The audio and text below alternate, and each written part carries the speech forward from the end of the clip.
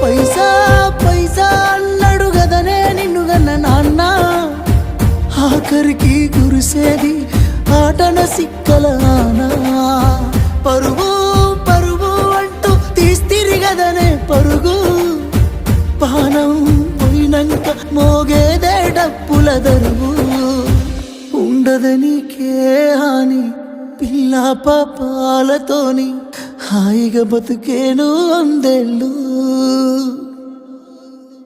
నువ్వు పువ్వులు అల్లుకొని పోతున్నవే అత్తగారింటికి, నే పువ్వులు జల్లుకొని పోతున్ననే కాలే తాటికి. నువ్వు